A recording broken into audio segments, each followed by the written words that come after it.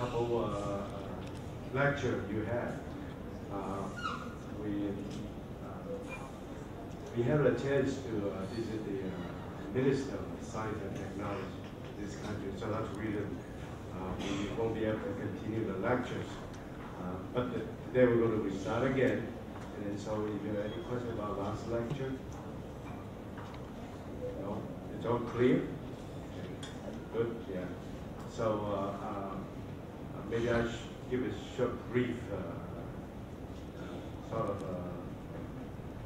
update you about some of the things we've done in Hanoi. Yeah.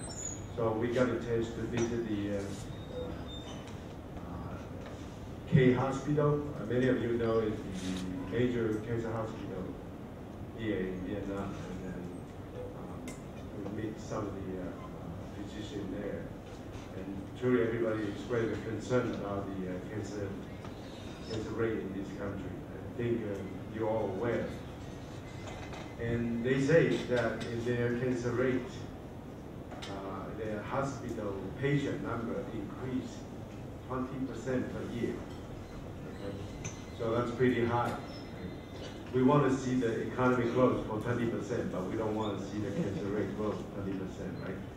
Okay, so that's very important to have that concept, that we've been aware of the importance of cancer prevention. Okay? So you could start from you, okay? Your family, your friends, help them not to smoke, okay? Any of you will have the possibility to become an important policy maker in the future. Make sure that smoking is not a good way, okay? You should do that cancer prevention, because the lung cancer is the highest in this country. Okay? Not only here, of course, in other countries as well, but we know that smoking is bad.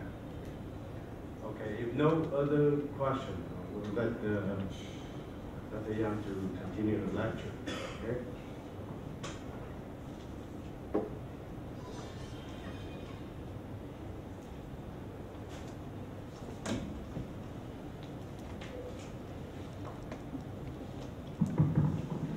Hello, everyone.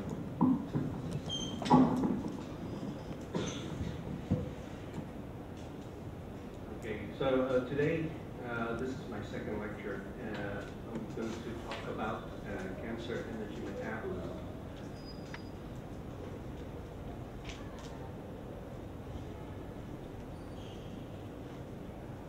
Okay, first I would like to acknowledge the support of the Vietnam Education Foundation and the help of the Vietnam National University, University of Sciences in Ho Chi Minh City, and the support of the University of Texas MD Cancer Center.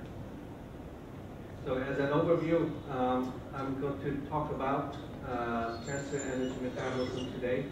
So to start with, I'll talk a little bit about the hallmarks of cancer.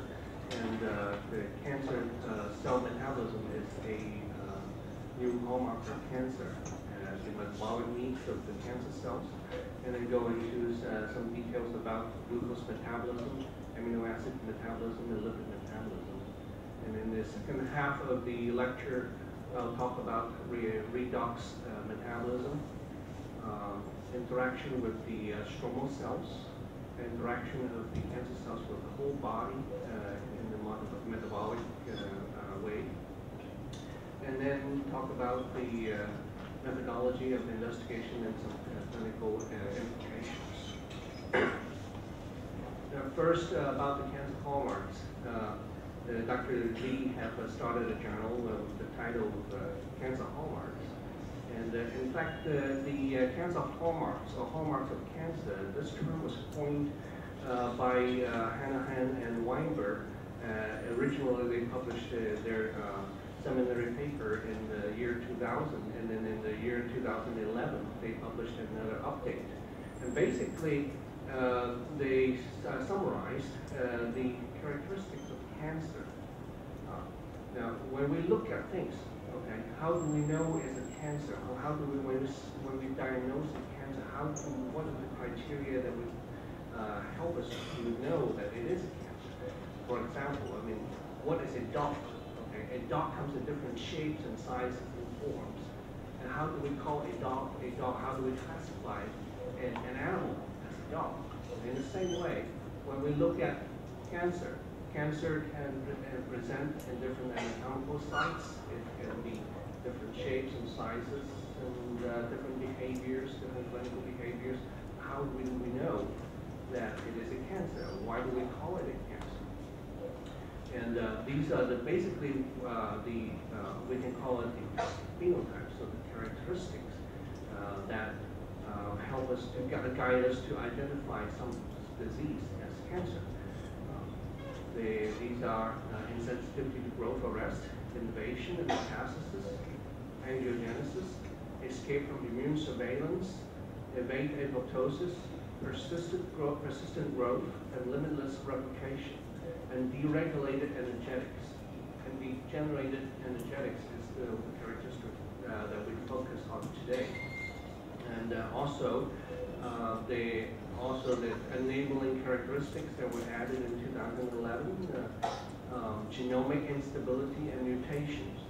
So with the increase in genomic instability and mutation, the cancer is constantly evolving. That the genetic makeup of the cancer can change very rapidly, and that's part of the reason it's making it so hard to get rid of cancer, because they can change and adapt. There's also inflammation is another enabling characteristic of cancer. Now, cancer is a genetic disease, and very often this is one of a good example of how we figure out how this genetic theory come about. In pancreatic cancer, this is the appearance of a normal pancreatic gland. And you can see the glandular appearance, glandular histology of the pancreas. And when there's low-grade dysplasia, you can see that the appearance or the formation of the layers of the glands starting to change. And when people, or when pathologists starting to look for genetic changes in these low-grade dysplasia, they identified KRAS activated mutation happening at this stage. And then as the histological grade of the neoplasm progress, become high-grade dysplasia, then additional genetic changes are identified in these tissue, and loss of P16 is a common occurrence at this point. And then later on, at some point later, there's loss of P53, the tumor suppressor gene P53, and then these KRAS and loss of P16 and loss of P53 are very commonly identified in invasive cancer. So this suggests that the cancer formation process, the carcinogenesis process, is stepwise in gaining of strategic genetic mutations in either activating oncogenes or loss of tumor suppressor genes. Another example comes in colon carcinogenesis. In the formation of colon cancer, you can see that the histological grade changing from normal cells to hyperplasia to early adenoma to intermediate adenoma and then late adenoma and then carcinoma and then metastasis. And along this pathway of evolution, the development of from dysplasia, hyperplasia to invasive cancer, there's also a sequence of changes in the genes. Very often in the colon cancer, APC gene is mutated, and then KRAS mutations are happening, and then the P53 mutations, DCC gene mutations, etc. And as Dr. Lee already had mentioned, the tumor suppressor gene P53 is very commonly involved in the pathogenesis process. It is probably either mutated or lost in over 50% of the cancer. So with genomic instability and mutations, there's actually a non-random gain or loss of the genomic DNA in the cancer cells. And this is a comparison or data coming from two cohorts, data coming from breast cancer and data coming from lung cancer. And when the number of copies of genes in the genome of the cancer were measured using a comparative genomic hybridization, and then with the number of copies lined up on the axis and broken up into chromosome regions. Okay, so from here all the way to here, so all the chromosomal regions, and the red color represents loss, and green color represents gain. And then when the genes, when the two cancers, breast cancer and lung cancer, are overlaid along on top of each other, you can see that the black regions are the common percentages that both gained or lost in both types of cancer. So if we look at those regions, we found that MYC and SARC are located in chromosome regions that gain copies in about 70% of the cases of breast and lung cancer. And MYCL1, AKT1, AKT2, AKT3, IRS2, HER2, HRAS, HIF1B, all these genes are located in regions that gain copies in about 50% of the cases. And then there's also some important tumor suppressor genes, FBXW7, CTNNB1, which is the gene for beta-catenin, and P14R, are located in regions that lose copies in about 50% of the cases. Now, about cancer cell metabolism. Okay, so when we look at the cancer cells, you can see that Dr. Lee in the past few lectures have demonstrated or discussed all these different pathways of signaling that forms networks. So similarly, in our body, in all the cells, the metabolic pathways are all, it's a big mesh, interconnected. Okay? All the pathways are connected. When we look at the metabolism globally, so much information, it's very difficult to focus. And also, if you're focusing on a small piece of the pathways, you may be losing the big picture. So, in order to look at the big picture, you see what is important. This group, Hu et al., published a paper in Nature Biotechnology. This is a very recent paper. The senior author is Dr. Dennis Lidcutt. In this paper, they used the transcriptomic technology. Okay? So they look at from the transcriptome, they analyze for the metabolic genes. Okay? They look at 22 human tumor types, and in order to get a comprehensive global view of the diverse metabolic alterations. So in this picture here, this is a very zoomed out overall view. Okay? So the enzymatic expression across tumors, okay, that are increased is shown in red, and the ones that are decreased are shown in blue. And then you can see that certain pathways are increased and certain pathways are decreased. So it is not a random phenomenon that in cancer across the board, in 22 different types of human cancer, the changes are consistently in certain parts of the metabolic pathway. Okay, so exactly along the pathways, the reactions that significantly upregulated, okay, in the red triangles, or downregulated in blue triangles, when all the isoenzymes and members of corresponding protein complexes are considered together across all tumors. Okay, so with this way, you can have information about all the whole cell metabolism, or you focus on different aspects, or you can focus on small parts of the metabolic pathway.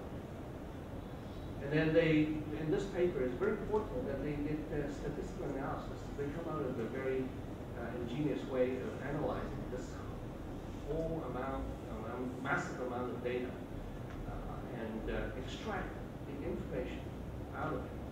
Okay. So from this big amount of data, okay, what do you get out of it? What is the big picture? So here's what they found. So they did statistical analysis and found that certain pathways for metabolism are significantly upregulated, and certain pathways are significantly downregulated.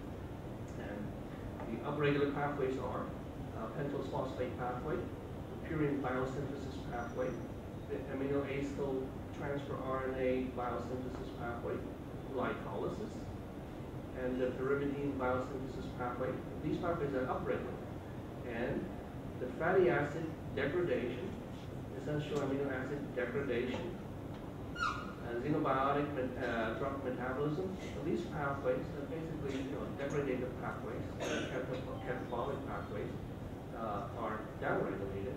Okay? These are anabolic pathways, and they are upregulated.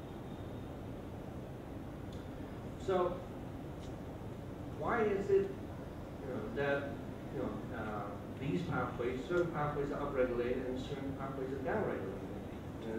This is to meet the needs of the cancer cells. So when cancer cells are growing very fast, okay, in order for them to grow fast, okay, the proliferation comes with needs.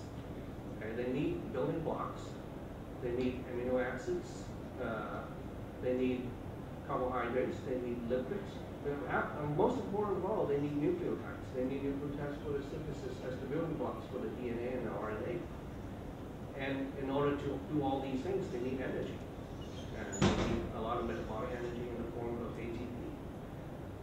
And in the process, in all this metabolism, the reduction in oxidation regulation is very important in order to drive all these reactions. And in the process, as I would go into later, because of glycolysis and adaptation for hypoxia, these cancer cells are producing a lot of acid in the form of lactic acid, for example, and the pH regulation becomes very important. So this is the way that the cancer cells try to meet the needs of the metabolic needs of the proliferation. So they form a stereotypic platform of changes in the metabolic pathways compared to a normal cell, okay, in order to meet these needs. And then this stereotypic platform is increase in glycolysis, increase in the pentose phosphate pathway, increased purine synthesis, increased pyrimidine synthesis, increased amino acyl transfer RNA synthesis, decrease in essential amino acid metabolism or degradation, and decreased fatty acid metabolism. Now, other than this stereotypic platform, there's some additional changes that are common in a lot of cancer that then was not pointed out or identified in that transcriptomic analysis. So these are the glutaminolysis, glycolysis, and oxidative phosphorylation. Another very typical type of metabolic change in cancer is de novo lipid biosynthesis. The cancer cells need a lot of lipid for as building blocks of the cells, but they also, in addition to getting the fatty acids, getting the lipids from the surrounding, they also prefer to synthesize their own. So the pathway for the source of the lipid from many of the cancer cells are actually themselves. They synthesize the lipids themselves. Okay. And in order, the glutathione pathway is very important in terms of regulation of the redox and handling all the reactive oxygen species that are generated. Okay. And extracellular matrix acidification is the regulation of the pH inside the cell. But in the process, when they get rid of the acid from inside the cell, the extracellular matrix becomes acidified. And that also creates a advantage for the cancer cells because the acidic pH in the extracellular matrix would help the cells to break up the extracellular matrix and help them to migrate and metastasize. So with all these pathways coming along, okay, the initial looks like the raw material, okay, that are going into the cancer cells are fatty acids, glucose, and glutamine. And these are the sources of building blocks or the sources of the energy that are going into all the different metabolic pathways that the cancer cell would balance and shift the proportion that are directed to different pathways. So next I'm going to talk about glycolysis. Glycolysis, I mean everybody that have basically in science major in college have taken biochemistry 1. In the biochemistry 1, you know, all the pathways, you were taught that, you know, going from glucose is phosphorylated to be glucose 6-phosphate, and okay, going down the path and see where ATP is required for the phosphorylation and where ATP is being generated, and so on and so forth. So, but you know, in biochemistry, what they taught you was what's happening in normal cells, what's happening in bacteria, etc. But I don't think that they would have talked about glycolysis of cancer cells in the general biochemistry. So, in 1931, this Nobel Prize winner, Dr. Otto Warburg, published that the cancer cells exhibit increased glycolytic metabolism compared with normal cells, and therefore they depend on the glucose supply. And the shift from oxidative phosphorylation to glycolysis is not a requirement for malignant transformation. This is in contrary to what Otto Warburg had originally hypothesized. But you know, glycolysis does associate with a higher metastatic potential and survival advantage for the cancer cells. So Otto Warburg is the first one that noticed that the cancer cells have a higher glycolytic metabolism, and this happens despite the adequate supply of oxygen. So that's why this is also a term called aerobic glycolysis. So this is a characteristic of the cancer cells, and it's also later called the Warburg phenomenon.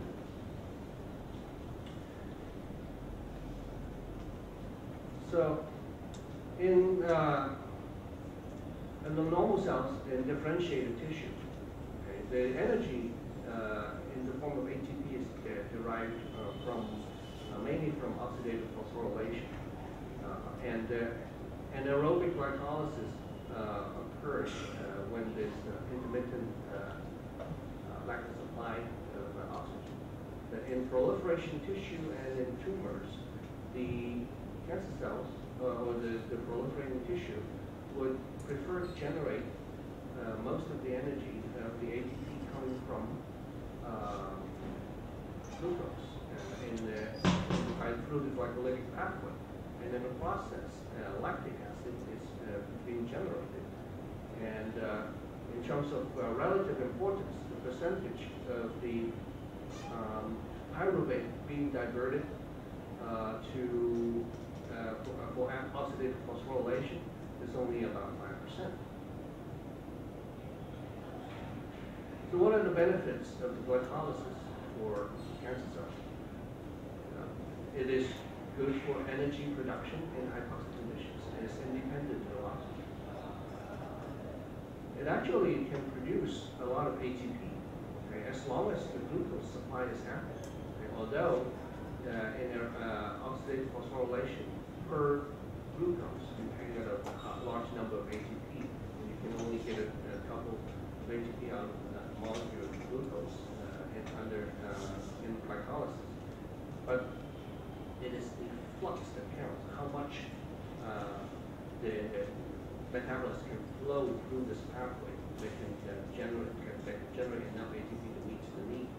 So in the cancer cells, the glycolysis flux is 100 times faster than the mitochondrial oxidative phosphorylation pathway.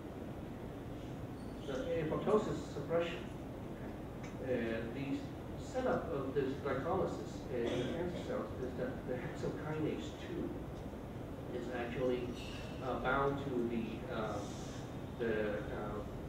VDEC